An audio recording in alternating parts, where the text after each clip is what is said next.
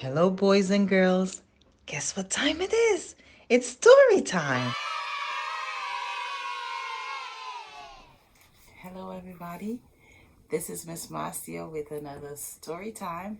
So let's sing our song together. It's story time, it's story time. You haven't got to pay a dime. If you want to have some fun, get a comfy seat and sit right down. Now listen very carefully, for you can learn as much as me. Make believe in what you hear, these stories I shall read to you. La la la la la la la la la la la la la la la. La la la la la la la la la la la la la. Okay, before we get into the story, don't forget, if you are not subscribed yet, to subscribe. Click on the red and tap on it and subscribe. Click that notification bell so that you will not miss another story time with Miss Marcia. So let us continue with the story. And our story today is Rapunzel. And this book was retold and illustrated by Rachel Isadora. Rapunzel. Just show you the back cover as well. So there it is. So let's get right into the story. Once there was a man and a woman who longed to have a baby. Finally, their wish was granted, and the woman came to be with child. So she became pregnant.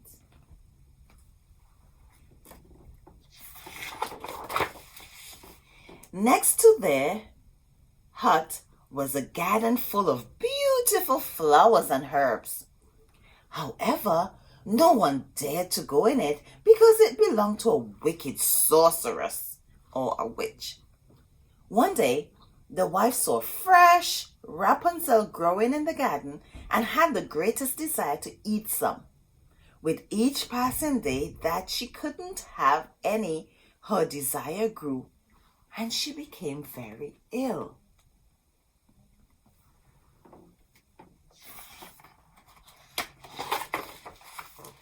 Her husband asked, "What ails you, dear wife?" "Oh, if I do not get Rapunzel, I surely shall die," she said. The man decided he must get some, no matter what. So that evening, he climbed into the garden and quickly grabbed some. The Rapunzel tasted so good that now the wife wanted even more. Once again, the husband climbed into the garden.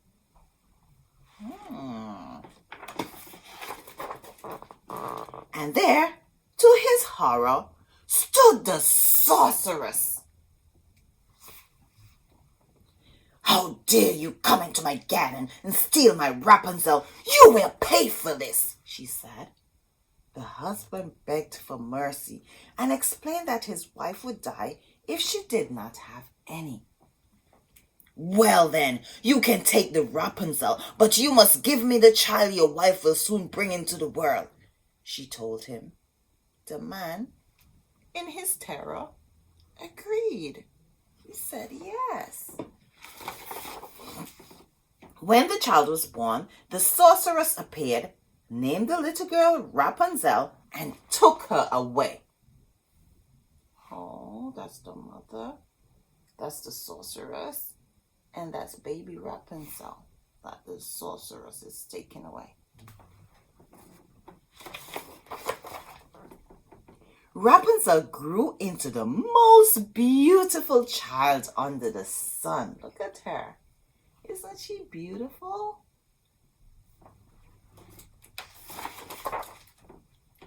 When Rapunzel turned 12, the sorceress locked her into a high tower that had neither a door nor stairs, but only a window at the very top. When the sorceress wanted to enter, she stood below and called out, "Rapunzel, Rapunzel, let down your hair." Rapunzel then wound her beautiful long hair around the hook and let it fall to the ground below so that the sorceress could climb up.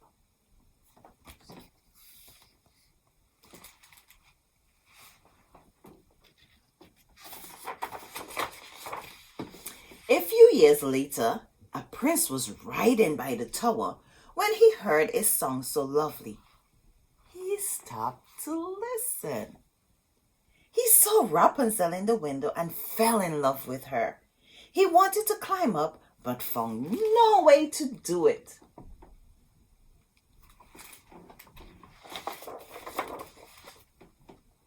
The prince returned every day to hear Rapunzel's sweet song. One day, he saw the sorceress approach the tower. He hid behind a tree and he listened. "Rapunzel, Rapunzel, let down your hair," she called out. He watched as the sorceress climbed up to the tiny window.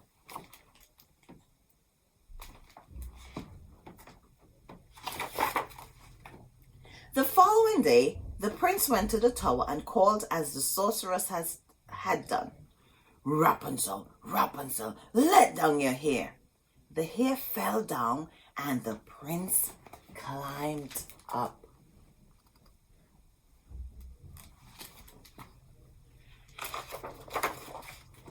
At first, Rapunzel was frightened. But then the prince spoke kindly and explained that his hat had been touched by her singing. Rapunzel lost her fear, and when he asked if she would take him for her husband, she said yes. They said their vows of marriage in the tower and agreed that the prince would visit every night, for the sorceress came by day. So they got married right there and then.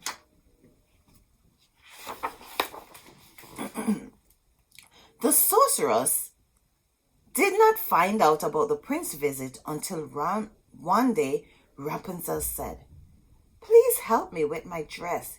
It seems to grow tighter every day." "Why, you thankless girl!" the sorceress cried, realizing that Rapunzel was with child and she was pregnant. "I thought I had separated you from the world, but you have tricked me." She grabbed Rapunzel's hair and snip, snap, cut it all off.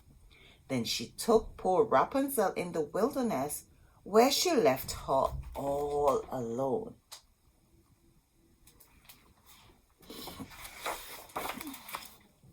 The sorceress returned to the tower and tied the cut-off hair to the hook in the window. When the prince came and called out, "Rapunzel, Rapunzel, let down your hair," she let down the hair. The prince climbed up, but instead of his beloved Rapunzel, he found the evil sorceress. "Aha! You have come for your dearest, but you will never see her again." Wow. What is she going to do to him? The prince was so overcome with grief that he threw himself from the tower. He escaped with his life, but the thorns he fell upon blinded his eyes. He wandered through the wilderness for years, eating nothing but roots and berries, weeping over the loss of his beloved wife.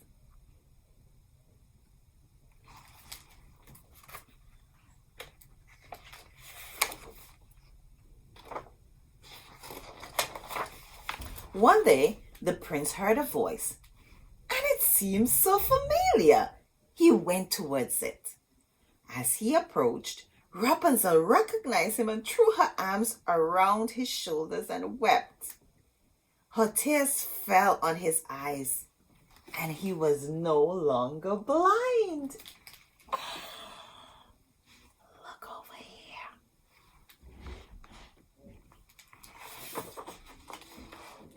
The prince led Rapunzel and their twins to his kingdom, where they were received with great joy and lived happily ever after. So Rapunzel had a twin, Rapunzel and the prince. And the end. So I hope you enjoyed this story. If you did, don't forget to subscribe, like, share, click that notification bell, send a comment, say something, and I'll see you next time around on Story Time with Miss Marcia. Take care now. Bye.